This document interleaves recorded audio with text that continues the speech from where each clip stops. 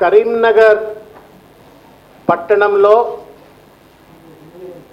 ఎన్నికల సమరశంఖం పూరించిన అని చెప్పని మొట్టమొదటి సమావేశం. ఆ సమావేశంలో వారు మాట్లాడినటువంటి ఒక ప్రసంగం తీరు చూసినట్టయితే టిఆర్ఎస్ కానివ్వండి, కేసీఆర్ గారు కానివ్వండి, 100కు 100% అధికారంలోకి రావట్లేదు అనేటువంటిది స్పష్టమైంది. ఇది నా మాటల్లో చెప్పేది కాదు, నేను అనట్లే నీ మాట. ఆయన మాట్లాడినటువంటి యొక్క కాంటెంట్ కానివ్వండి, మాట్లాడిన తీరు కానివ్వండి, వీటన్నిటినీ ఒకసారి స్పష్టంగా పరిశీలించినట్టయితే అధికారంలోకి రావట్లేము అనేటువంటి ఒక నిరాశ, నిస్పృహ, హైట్ ఆఫ్ ఫ్రస్ట్రేషన్ అనేటువంటిది స్పష్టంగా నిన్న కేసీఆర్ గారు కరీంనగర్లో మాట్లాడినటువంటి ఒక ప్రసంగంలో స్పష్టంగా కనబడింది. ఏ మాత్రమైనా రాజకీయ అవగాహన ఉన్నటువంటి వాళ్ళు ఎవరికైనా కరీంనగర్లో నిన్న వారు మాట్లాడినటువంటి ఒక ప్రసంగ ధోరణిని, ప్రసంగ పాఠాన్ని చూసినట్టయితే టిఆర్ఎస్ పార్టీ తలకిందుల పెట్టి శీర్షాసనం వేస్తే కూడా అధికారంలోకి రావట్లేదు అనేది స్పష్టంగా కనబడతా ఉంది. ఎందుకు చెప్తా ఉన్నామంటే 2 అంశాలు ఇక్కడ. టిఆర్ఎస్ పార్టీ అధికారంలోకి రావట్లేదు అనడానికి 2 అంశాలు. ఒకటి, నిన్న ఆయన మాట్లాడినటువంటి ఒక మాటల తీరు ఒకటి.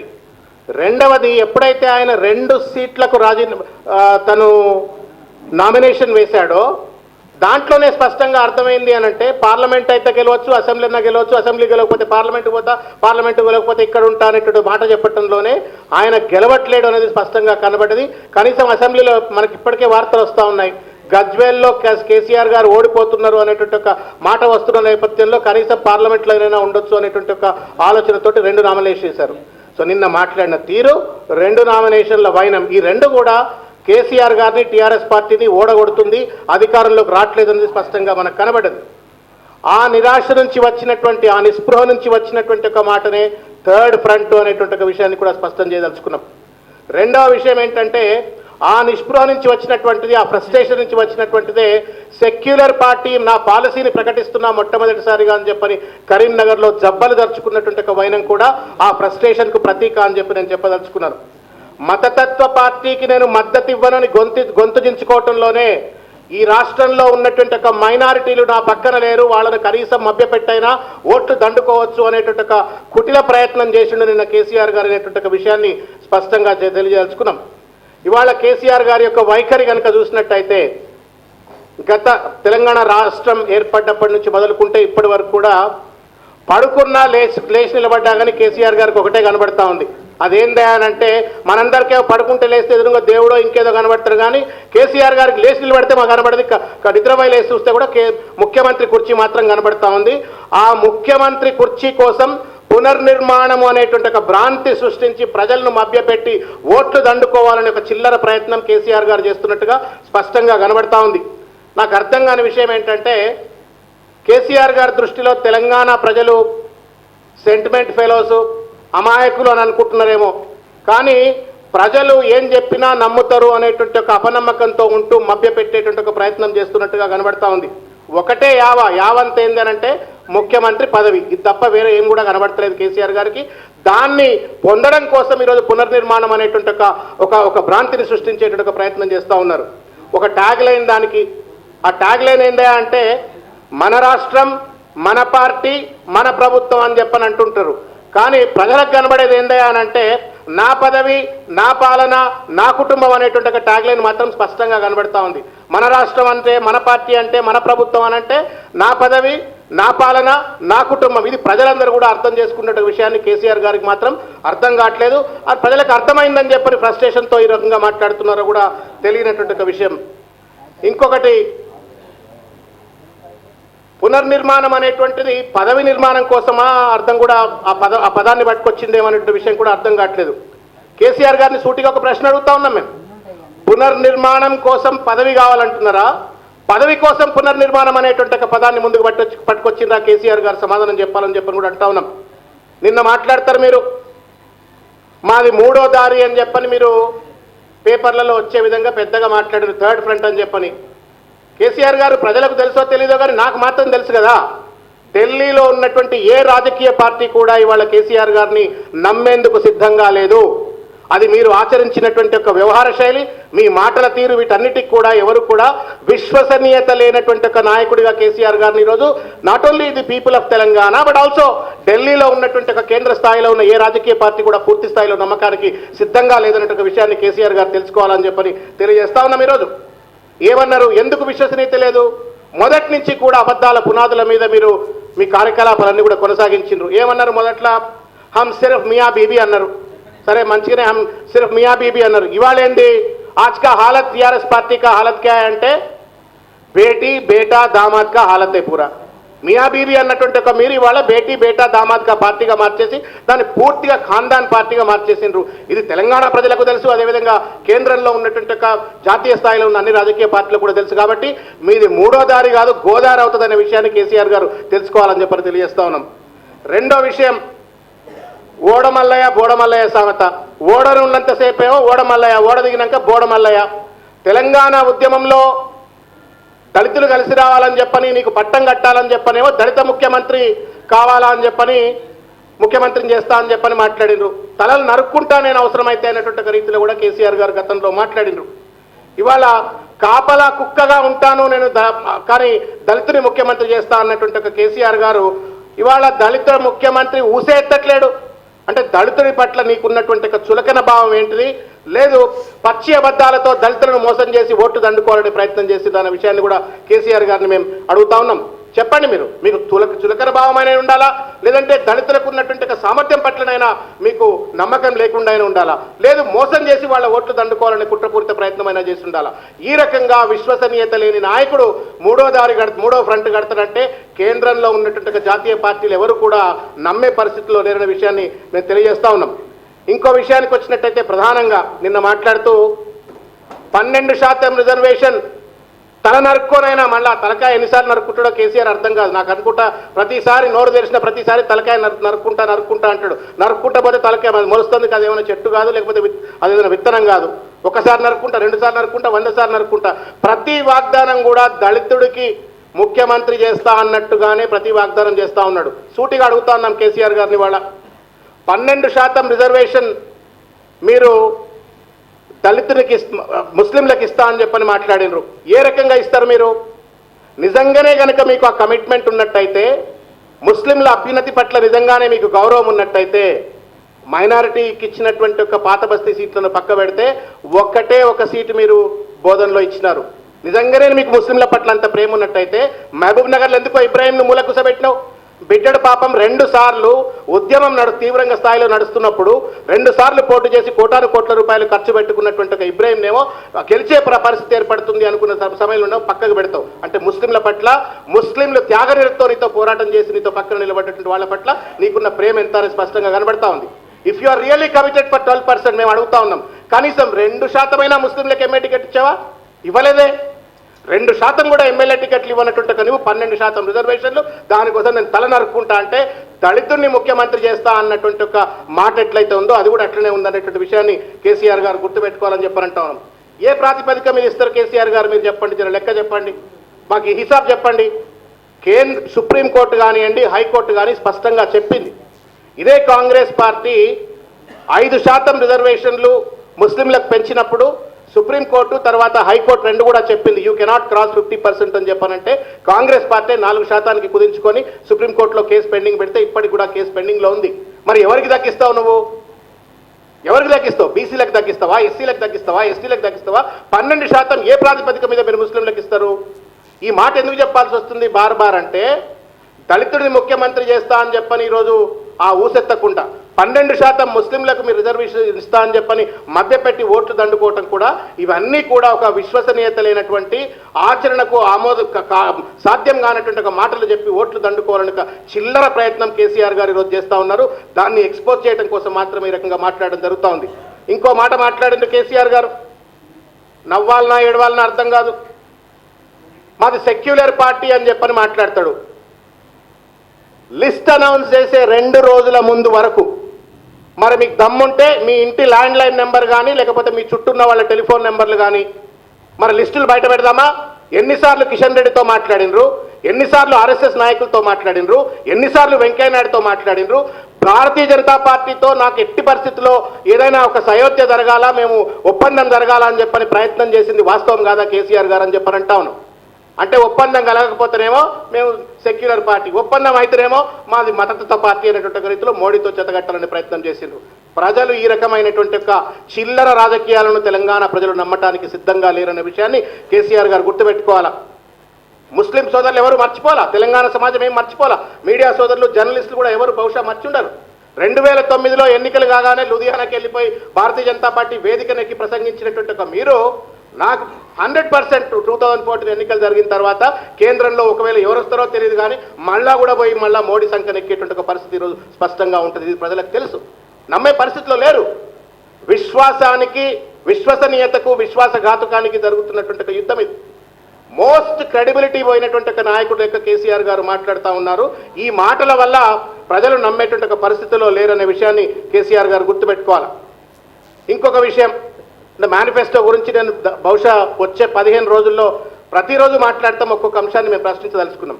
నిన్న మాట్లాడతారు హౌసింగ్ స్కీమ్ గురించి మాట్లాడినారు. నిన్న పేదలు ఒక ఇంట్లో ఎట్లుంటారు, అడ్డం దిడ్డమైన ఇండ్లు కట్టింది కరెక్టే, పేదలకు చిన్న చిన్న ఇండ్లు ఉండకూడదు, అది వాస్తవం. కానీ నువ్వు పెట్టిన వాళ్ళు అందులో పెళ్ళైన వాళ్ళు ఎట్లా ఉంటారు, సంసారం ఎట్లా చేస్తారు, ఆడపిల్లలు బట్టలు ఎట్లా మార్చుకుంటారు, చాలా మంచిగా మాట్లాడిండు. పెద్ద రోజీ పిక్చర్ వేసిండు, చాలా మంచి మాటలు. మేము అడుగుతా ఉన్నాం కేసీఆర్ గారు, మీరు ఏం మాట్లాడినరు? 125 గజాల స్థలంలో 3 లక్షలకు మించకుండా డబుల్ బెడ్రూమ్ హౌస్ను, 3 లక్షలకు మించకుండా డబుల్ బెడ్రూమ్ హౌస్ను, ఒక టాయిలెట్, ఒక బాత్రూమ్, ఒక హాల్, ఒక కిచెన్, వీటన్నిటిని పొందుపరిచి 3 లక్షల రూపాయలు ఇల్లు కడతారట. నేను అడుగుతా ఉన్న కేసీఆర్ గారిని, నాకైతే సొంత ఇల్లు లేదు ఇప్పటికి కూడా హైదరాబాద్లో. మరి ఆ కథ ఏందో కనుక ఒకసారి కనుక చెప్పినట్టయితే 3 లక్షల రూపాయలలో ఇల్లు కనుక తేరిందో, నేను 6 లక్షలు పెట్టిన సొంత ఇల్లు కట్టుకుంటా, ఆ టెక్నాలజీ ఏందో, ఆ మెథడాలజీ ఏందో చెప్పమని నేను అడుగుతా ఉన్నా. ఎవరి చెవులో పూలు పెడతా ఉన్నారు మీరు? Is that really possible to build a house of 2 bedroom with 3 lakh rupees? 125 yards plot ఇవాళ ఏ ఊరికి పోయినా, ఏ పల్లెలకు పోయినా, మనం ఉన్నటువంటి ఏ పల్లెలకు పోయినా 500 రూపాయలకు 1000 రూపాయల గజం అయితే తక్కువ దొరకదు కదా. ఎక్కడైనా పోయినా కానీ దొరుకుతుందా బ్రదర్? ఎక్కడ దొరకదు. 1000 రూపాయల గజం దొరకదు. అంటే 125 గజాలు into 1000 rupees is costing how much? 1,25,000 rupees. నువ్వు 1,25,000 భూమికే పోయిన తర్వాత 1,75,000 నువ్వు డబుల్ బెడ్రూమ్ ఎట్లా కడతావు? అంటే నువ్వు కట్టే డబుల్ బెడ్రూమ్ మరి లెక్కేస్తే 500 గజాలు 500 rupees per square feet cost అయినట్టయితే, కన్స్ట్రక్షన్ కాస్ట్ అయినట్టయితే నీకు దాదాపు ఒక 400 నుంచి 500 స్క్వేర్ ఫీట్ల కంటే ఎక్కువ ఇల్లు రాదు. ఈ 400 నుంచి 500 స్క్వేర్ ఫీట్ ఇల్లు డబుల్ బెడ్రూమ్ అంటే కనీసం ఒక సింగిల్ కాట్ బెడ్ అన్న వేసుకోవడానికి ఆ పేదలకు, దళితులకు, బడుగు బలహీన వర్గాలకు ఉంటుందా? అంటే డబ్బున్నోడి బాత్రూమ్ సైజు కూడా ఉండనటువంటి ఒక ఇల్లు కట్టి నేనేదో పెద్ద ప్రజలను ఉద్ధరిస్తా అని చెప్పని మాట్లాడితే నమ్మటానికి సిద్ధంగా లేదు. తీసేయి, నిజంగానే చిత్తశుద్ధి ఉన్నట్టయితే 3 lakh క్యాప్ తీసేయి. నువ్వు 2 bedroom నిజంగానే అంటున్నావు కదా, నీ మాటల్లో నిజంగా నిజాయితీ ఉన్నట్టయితే రిమూవ్ ద క్యాప్. అది చేయవు కాబట్టి ఆచరణకు సాధ్యము కాని అబద్ధాల పుట్ట కేసీఆర్ గారి మేనిఫెస్టో అనేటువంటిది స్పష్టం చేయదలుచుకున్నాము. కేవలం ప్రజలను మోసం చేసి ఓట్లు దండుకోవాలని ప్రయత్నం చేసినటువంటి ఒక చిట్టాగా మాత్రమే కేసీఆర్ గారి మేనిఫెస్టో అనే విషయాన్ని స్పష్టం చేయదలుచుకున్నాం. అడవిలో కడతారా చెప్పండి? 125 గజాల ల్యాండ్ కేవలం అడవిలో మాత్రమే 10 రూపాయలకు గజం దొరుకుతుందో తప్ప ఏ పల్లెల్లో ఒక సివిలైజ్డ్ హ్యూమన్ బీయింగ్ ఉండేటువంటి ఒక స్థాయిలో ల్యాండ్ దొరకాలంటే మాత్రం, కన్స్ట్రక్షన్ చేయాలంటే, క్వాలిటీ కన్స్ట్రక్షన్ చేయాలంటే మాత్రం 3 లక్షల రూపాయలు సరిపోదు. కాబట్టి ఆయన మాటలన్నీ కూడా నీటి మీద మూటలే, అబద్ధాలే, మేనిఫెస్టో అంతా కూడా అబద్ధాల చిట్టే అని చెప్పని మీ ద్వారా మేము ప్రజలకు మరొకసారి మేము చెప్పదలుచుకున్నాం. ఇంకొకటి, మేము ప్రతిరోజు మాట్లాడుతాం, ఒక ప్రశ్న అడుగుతా ఉన్నాం. చేంతాడంత ముచ్చట్లు వాగ్దానాలు చేసిండ్రు. Have you ever made any kind of revenue analysis? ఎన్ని లక్షల కోట్ల రూపాయలు నువ్వు ఇచ్చినటువంటి ఒక మేనిఫెస్టోలో ఉన్నటువంటి ఒక కోరికలను అమలు పరచాలంటే, మీరు చేస్తున్నట్టు వాగ్దానాలు అమలు పరచాలంటే ఎన్ని లక్షల కోట్ల రూపాయలు అవసరమవుతుంది అనేటువంటి విషయాన్ని ఏమైనా చెప్పినారా? ఇష్టం వచ్చినట్టు గాలికి వచ్చిన మాటలు మాట్లాడుతూ ఇన్ని 50,000 కోట్ల రూపాయలు, 50 లక్షల కోట్ల రూపాయలు దళితులకు ఇస్తామని చెప్పని ఎక్కడ పడితే అక్కడ ఒక అర్థం పర్థం లేకుండా మాట్లాడుతూ ప్రజలను మభ్యపెట్టే ప్రయత్నం కేసీఆర్ గారు చేస్తూ ఉన్నారు. తెలంగాణ ప్రజలకు ఒకటే విజ్ఞప్తి చేస్తూ ఉన్నాం, తెలంగాణ సాధించుకున్నాం. తెలంగాణ వచ్చిన తర్వాత ఇటువంటి ఒక అబద్ధాల పునాదుల మీద కనుక తెలంగాణ ప్రభుత్వం కనుక నడిచినట్టయితే మన నోట్లో మన్ను పడుతుంది, తెలంగాణ అభివృద్ధి చెందదు. ఈ రాష్ట్ర ఏర్పాటు కోసం బడుగు బలహీన వర్గాల ప్రజలు అనేక రకాలైన కష్టాలు, నష్టాలకు గురైపోయి తెలంగాణ సాధించుకున్నాం. వారికి నిజమైనటువంటి అభివృద్ధి జరగాలంటే విశ్వసనీయత ఉన్నటువంటి ఒక నాయకుడి నేతృత్వంలో ప్రభుత్వం కొనసాగింపు సాగాల. తర్వాత అదేవిధంగా ఒక చిత్తశుద్ధి, ఒక స్టేబుల్ గవర్నెన్స్ ఉన్నటువంటి ఒక పార్టీ ద్వారా అధికారం జరగాలని చెప్పని కోరుకుంటా ఉన్నాం. ఇంకొక విషయానికి వచ్చినట్టయితే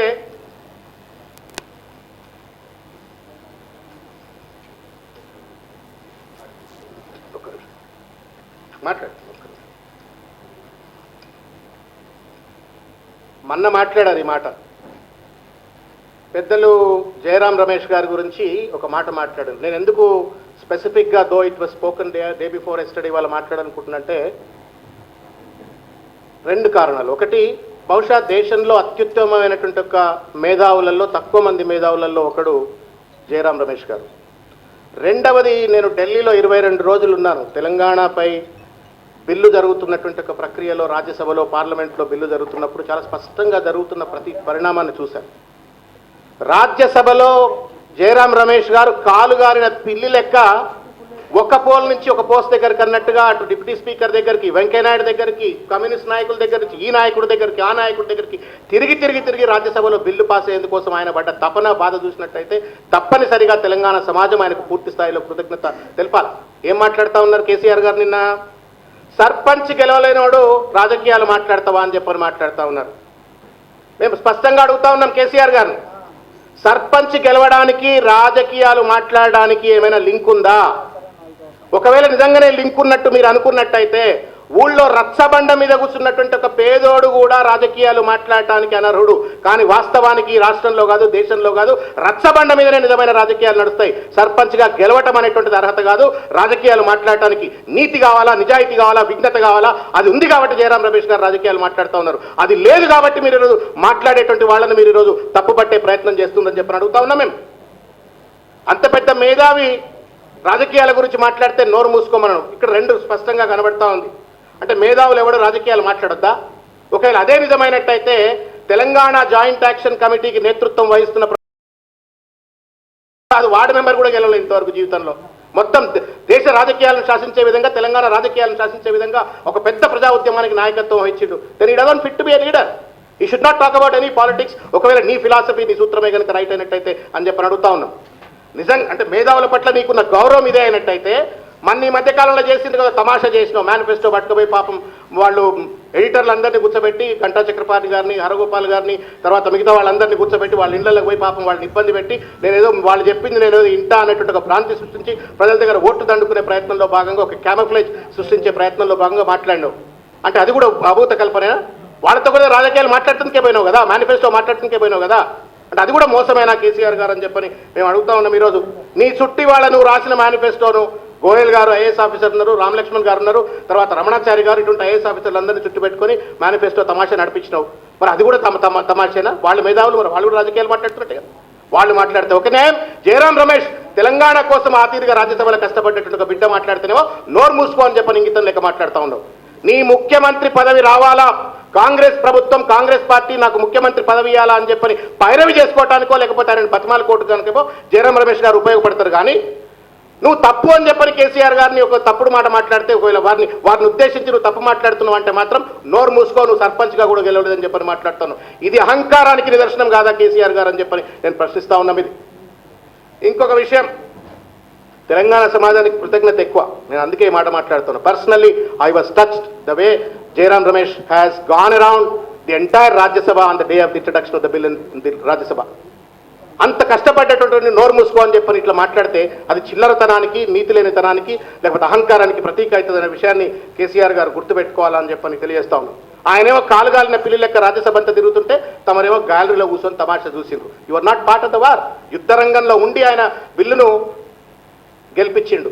సర్పంచ్ గెలవలేకపోవచ్చు పాపం జయరాం రమేష్ గారు, కానీ 4 కోట్ల మంది తెలంగాణ ప్రజల ఆకాంక్షలను గెలిపించిండ్రు, ఆత్మగౌరవాన్ని గెలిపించిండ్రు, తెలంగాణ ప్రజలను గెలిపించి తెలంగాణ సాధించుకొచ్చిందనే విషయాన్ని దయచేసి కేసీఆర్ గారు గుర్తుపెట్టుకోవాలని చెప్పి తెలియజేస్తూ, చివరిగా ఒక విషయం మాత్రం స్పష్టంగా తెలియజేయదలుచుకున్నాం.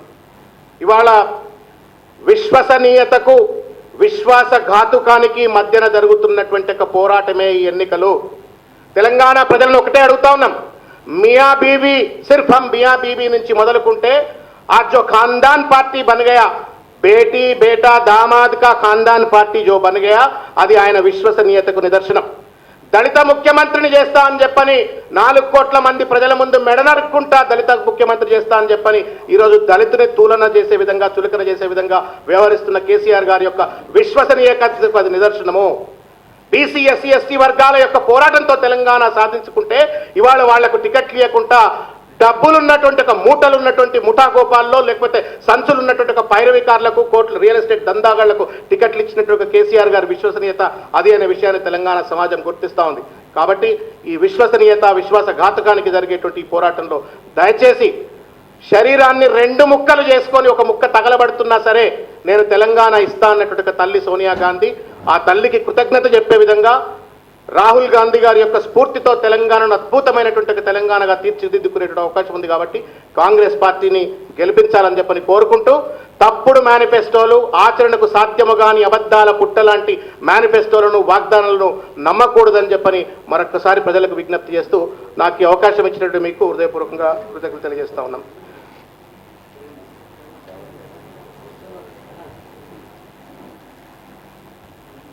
డిస్క్వాలిఫైడ్. ఇంకొక విషయం కూడా కోరుతా ఉన్నాం. ఇది నాంపల్లి నియోజకవర్గంలో ఫిరోజ్ ఖాన్ అనేటువంటి ఒక తెలుగుదేశం పార్టీ అభ్యర్థి పొద్దున్న లేస్తే చంద్రబాబు నాయుడు ఒకటే సొల్లు పురాణం మాట్లాడతాడు, నీతి గురించి మాట్లాడతాడు, ఆయనే ఆంధ్ర అన్నా హజారే అని చెప్పని జబ్బలు దరుచుకుంటాడు. మేము అడుగుతా ఉన్నాం చంద్రబాబు నాయుడు గారిని, మీ అభ్యర్థి చేస్తున్న ఈ పని ఏందండి? ఇది అన్నా హజారే చేయమని చెప్పిండా లేకపోతే కేజ్రీవాల్ చేయమని చెప్పిండా? ఇదేనా నీతిమంతమైన రాజకీయం అంటే? నోట్లు పెట్టి ఓట్లు కొనుక్కోవాలనే దుర్మార్గమైనటువంటి ఒక సంస్కృతికి పునాదులు వేస్తూ దాన్ని రక్షించేటువంటి ఒక తీరులో తెలుగుదేశం పార్టీ ఈరోజు వ్యవహరిస్తూ ఉంది. చంద్రబాబు నాయుడు గారు సమాధానం చెప్పాలని కోరుతా ఉన్నాము. అదేవిధంగా ఎన్నికల కమిషన్ కూడా మేము విజ్ఞప్తి చేస్తూ ఉన్నాము. బహుశా మా జనరల్ సెక్రటరీ అయిన కుమార్ రావు గారు దీన్ని ఎలక్షన్ ఆఫీసర్ కూడా ఫ్యాక్స్ చేసినారు. ఎట్టి పరిస్థితుల్లో ఫిరోజ్ ఖాన్ అభ్యర్థిత్వాన్ని డిస్క్వాలిఫై చేయాలని చెప్పని కూడా కాంగ్రెస్ పార్టీ పక్షాన మేము ఎన్నికల కమిషన్కు విజ్ఞప్తి చేస్తూ ఉన్నాం. రాజకీయాలంటే సీట్లు కొనుక్కోవచ్చు, సీట్లు కొనుక్కున్న తర్వాత ఓట్లు కొనుక్కోవచ్చు అనే చిల్లర రాజకీయం ఏర్పడ్డది ఈరోజు. బన్వర్లాల్ గారికి కూడా మేము విజ్ఞప్తి చేస్తూ ఉన్నాం. చాలాసార్లు మీరు నీతివంతమైన రాజకీయాలు ఉండాలని చెప్పి కోరినరు. This is an evidence. Please take an action. Demonstrate that election commission is ethical enough to take affirmative actions against the culprits అనేటువంటిది స్పష్టంగా ఎస్టాబ్లిష్ అవుతుంది. కాబట్టి దయచేసి ఇటువంటి యొక్క కల్ప్రిట్స్ను మీరు ఇమీడియట్గా చర్య తీసుకోవాలి.